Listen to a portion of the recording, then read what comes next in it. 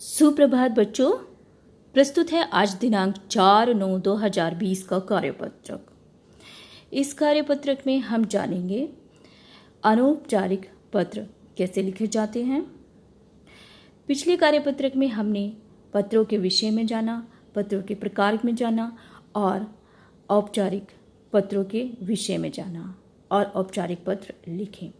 और इस कार्यपत्रक में हम अनौपचारिक पत्र के बारे में जानेंगे।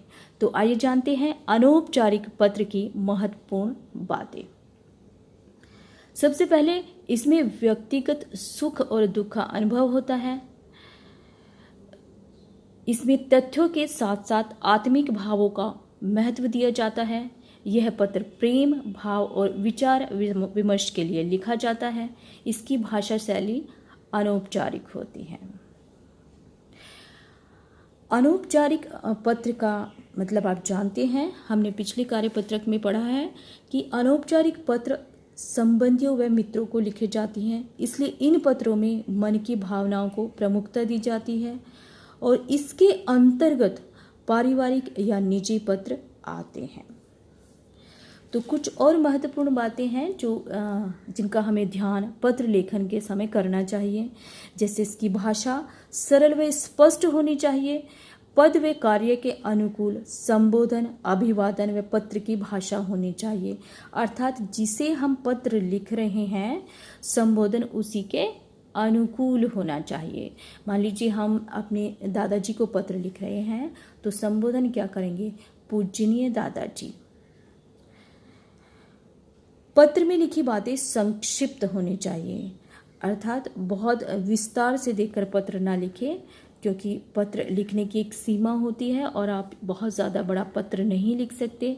इसलिए सीमित शब्दों में आपको अपनी बात जो है वो पहुंचानी होती है।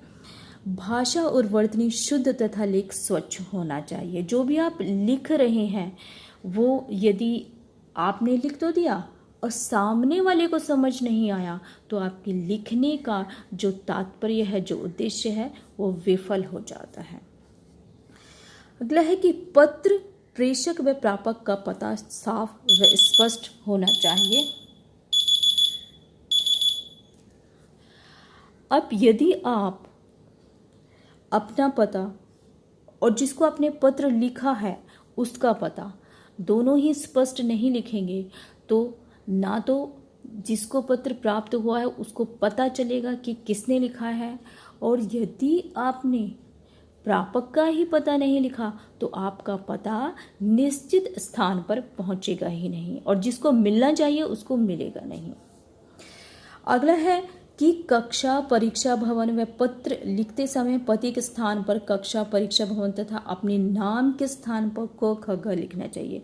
यदि आप कक्षा या परीक्षा भवन से पत्र लिख रहे हैं तो उस समय आपको अपने पते के स्थान पर क, ख, ग लिखना चाहिए। तो एक और सावधानी आपको बरतनी चाहिए कि अपना पता और दिनांक लिखने के बाद एक पंक्ति छोड़कर ही आगे लिखना चाहिए।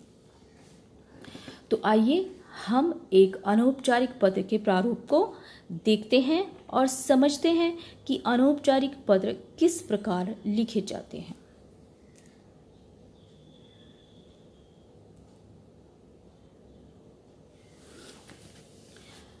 पता सबसे ऊपर बाईं ओर प्रेषक अर्थात जो पत्र भेजने वाला है उसका नाम व पता लिखा जाता है। दूसरा दिनांक, जिस दिन पत्र लिखा जा रहा है उस दिन की तारीख, जैसे आज है 4/9/2020 तो तारीख यहाँ आनी चाहिए। तीसरा है संबोधन अर्थात प्रापक, जिस व्यक्ति को पत्र लिखा जा रहा है उसके संबंध के अनुसार संबोधन का प्रयोग किया जाता है। जैसे कि बड़ों के लिए पूजनीय, पूज्य, आदरणीय आदि शब्दों का प्रयोग किया जाता है और छोटों के लिए प्रिय, प्रियवर, स्नेही आदि शब्दों का प्रयोग किया जाता है। चौथा अंग है अभिवादन, जिसको पत्र लिखा जा रहा है उसके साथ संबंध के अनुसार, जैसे कि सादर प्रणाम, चरण स्पर्श, नमस्ते, नमस्कार, मधुर प्यार आदि लिखा जाता है। जैसे मान लीजिए आप अपने दादाजी को पत्र लिख रहे हैं, तो आप किस प्रकार संबोधन और अभिवादन को जोड़ेंगे। तो आप सबसे पहले कहेंगे पूजनीय दादाजी, और अभिवादन में आप लिखेंगे सादर चरण स्पर्श। आगे बढ़ते हैं। मुख्य विषय को मुख्यतः 3 अनुच्छेदों में विभाजित करना चाहिए।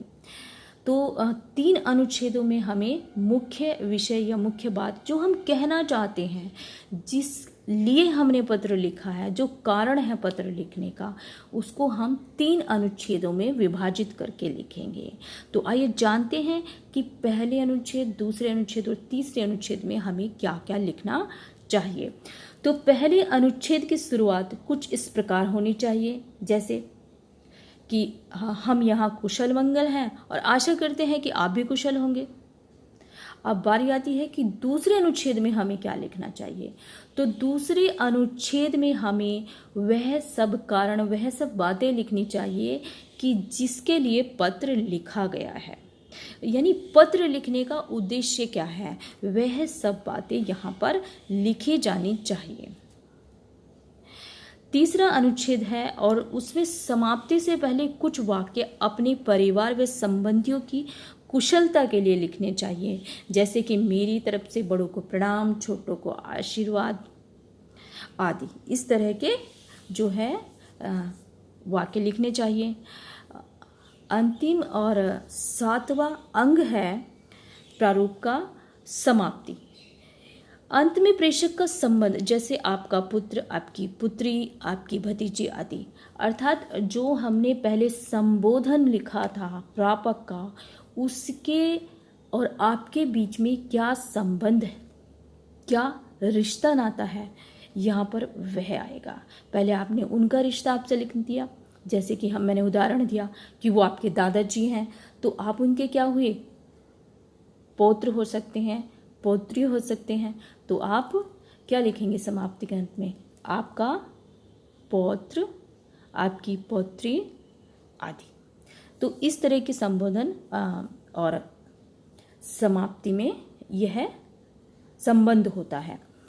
तो देख लेते हैं आज का प्रश्न। तो आज का प्रश्न है कि अपनी बहन को पत्र लिखकर योगासन करने के लिए प्रेरित कीजिए। और प्रारूप हमें दिया गया है, हमने ऊपर प्रारूप को अच्छी प्रकार समझ लिया है। उसके बाद भी आपको एक बार प्रारूप फिर से दिया गया है, आइए उसको दोहरा लेते हैं। सबसे पहले हम लिखेंगे पता, उसके बाद दिनांक, फिर संबोधन, फिर अभिवादन, उसके बाद जो हमारी मुख्य जो विषय आता है उसे 3 अनुच्छेदों में हम बांट देते हैं।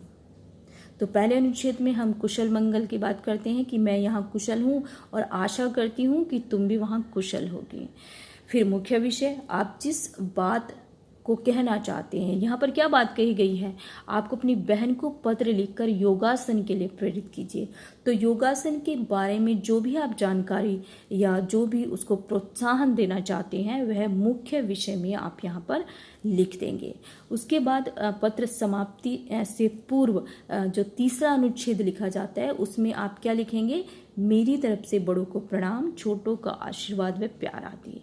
अब अंतिम जो अंग है या प्रारूप का, वह है समाप्ति। समाप्ति में तुम्हारी बड़ी बहन, इस प्रकार से आप लिख सकते हैं। तो आशा है कि आज का कार्यपत्रक आपको भली प्रकार समझ आ गया होगा और आप इसको कर सकते हैं।